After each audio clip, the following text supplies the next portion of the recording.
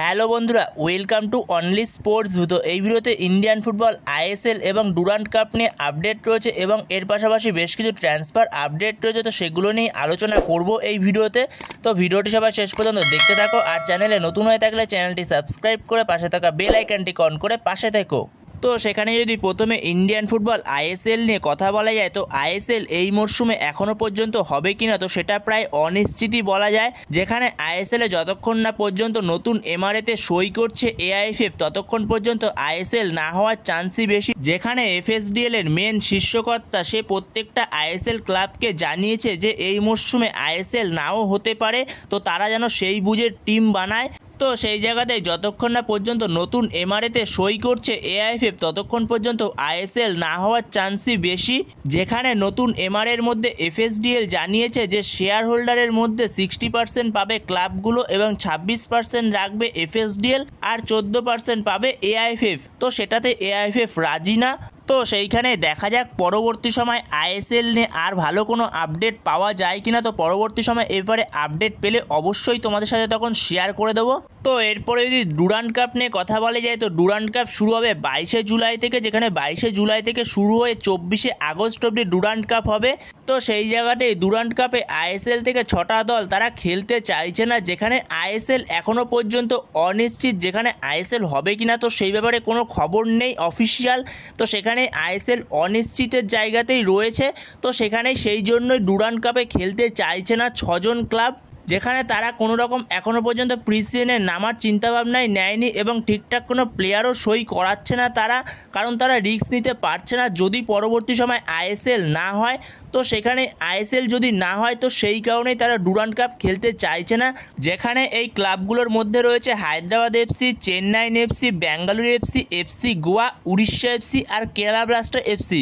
তো এই 6টা ক্লাব খেলতে চাইছে না ডুরান্ড কাপ এই মরশুমে, যেহেতু আইএসএল এখনও পর্যন্ত অনিশ্চিত। তো সেই কারণেই তারা খেলতে চাইছে না। তো তারা এখনও পর্যন্ত কোনো রকম প্রিসিজন ক্যাম্পের চিন্তাভাবনায় আনেনি মাথায়। তো সেখানে দেখা যাক পরবর্তী সময় এ বিষয়ে যদি কোনো আপডেট পাওয়া যায়, তো পরবর্তী সময় অবশ্যই তোমাদের সাথে তখন শেয়ার করে দেবো। তো এরপরে যদি আইএসএল এর বেশ কিছু ট্রান্সফার আপডেট নিয়ে কথা বলা যায়, তো সেখানে যদি প্রথমে এফসি গোয়াকে নিয়ে কথা বলা যায়, তো 31 বছর বয়সী স্প্যানিশ সেন্টার ব্যাক যার নাম হচ্ছে পল মরিনো। তো এই পল মরিনো যার মার্কেট ভ্যালু হচ্ছে 3.2 কোটি টাকা, যে এর আগের সিজনে যুক্ত ছিল লালিগা 2তে, যেখানে লালিগা 2তে রেসিং বলে একটা ক্লাবের সঙ্গে সে যুক্ত ছিল। তো সেখানে এই পল মরিনোর প্রতি ইন্টারেস্ট রয়েছে এফসি গোয়ার, যেখানে এফসি গোয়া এই পল মরিনোর সঙ্গে কথাবার্তা বলছে। তো প্রায় অনেক দূরই কথাবার্তা এগিয়েছে এই পল মরিনোর সঙ্গে এফসি গোয়ার। তো সেখানে এফসি গোয়া এই পল মরিনোকে সই করাতে পারে। তো সেখানে এফসি গোয়া এখনও পর্যন্ত পল মরিনোকে সই করাবে না যদি না পরবর্তী সময় আইএসএল যদি না হয়। তো সেইখানে এফসি গোয়া এখনও পর্যন্ত এই ব্যাপারে কোনো রকম সিদ্ধান্ত নেয়নি পল মরিনোকে তারা সই করাবে কি না।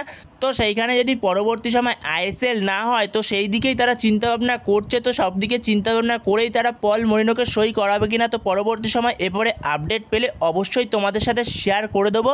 তো সেইখানে পল মরিনোর প্রতি এফসি গোয়ার যে ভালো রকম ইন্টারেস্ট রয়েছে, তো সেই আপডেটটা ছিল, তো সেটাই তোমাদের সাথে শেয়ার করে দিলাম। তো এরপরের আপডেটটি হচ্ছে 35 বছর বয়সী স্প্যানিশ অ্যাটাকিং মিডফিল্ডার জাভি হার্নান্ডেজকে নিয়ে। তো যার মার্কেট ভ্যালু হচ্ছে 1.6 কোটি টাকা, যে আগের সিজনে যুক্ত ছিল জামশেদপুর এফসির সঙ্গে।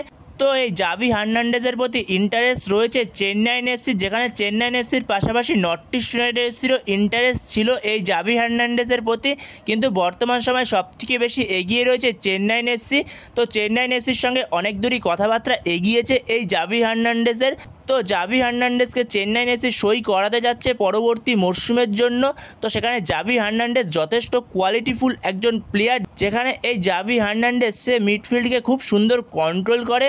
তো সেখানে চেন্নাইন এফসি ভালো রকম কথাবার্তা বলছে এই জাভি হার্নান্ডেজের সঙ্গে। তো সেই জায়গাতেই চেন্নাইন এফসি ওয়েট করছে যে পরবর্তী সময় আইএসএল নিয়ে কি আপডেট আসে। তো পরবর্তী সময় আইএসএল নিয়ে যেই আপডেটই আসুক না কেন, তো পরবর্তী সময় এই ব্যাপারে সিদ্ধান্ত নেবে চেন্নাইন এফসি যে জাভি হার্নান্ডেজকে তারা সই করাবে কিনা। তো পরবর্তী সময় দেখা যাক এই জাভি হার্নান্ডেজকে সই করায় কিনা চেন্নাইন এফসি। তো জাভি হার্নান্ডেজের প্রতি যে চেন্নাইন এফসির যে ইন্টারেস্ট রয়েছে, তো এই আপডেটটা ছিল, তো সেটাই শেয়ার করে দিলাম।